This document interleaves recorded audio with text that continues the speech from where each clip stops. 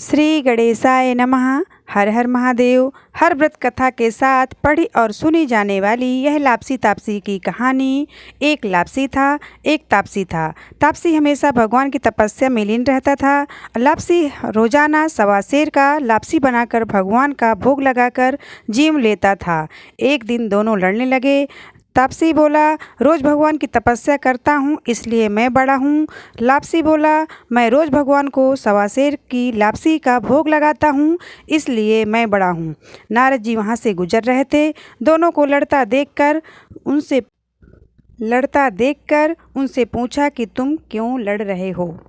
तापसी ने खुद को बड़ा होने का कारण बताया और लापसी ने अपना कारण बताया। नारद जी बोले, तुम्हारा फैसला मैं कर दूंगा। दूसरे दिन तापसी और लापसी नहाकर अपनी रोज की भक्ति करने आए तो नारद जी ने छुपकर 1.25 करोड़ की एक एक अंगूठी उन दोनों के आगे रख दी। तापसी की नज़र जब अंगूठी पर पड़ी तो उसने चुपचाप अंगूठी उठाकर अपने नीचे दबा ली।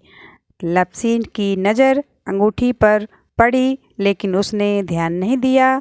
भगवान का भोग लगाकर लापसी खाने लगा। नारद जी के सामने आए दोनों ने पूछा कि कौन बड़ा, तो नारद जी ने तापसी को से खड़ा होने को कहा।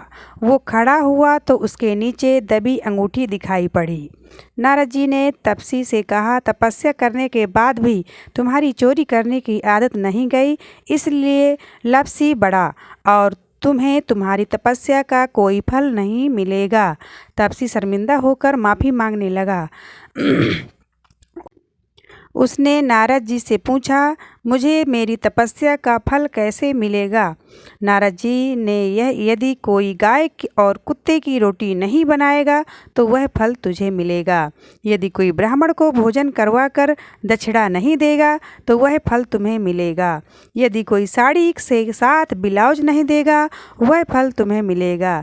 यदि कोई दिए से दिया जलाएगा तो वह फल तुम्हें मिलेगा। यदि कोई सारी कहानी सुने लेकिन तुम्हारी कहानी नहीं सुनेगा तो वह फल भी तुम्हें मिलेगा। यदि दिन में हर व्रत कथा कहानी के साथ लापसी तापसी की कहानी भी नहीं सुनी गई तो वह फल तुम्हें मिलेगा।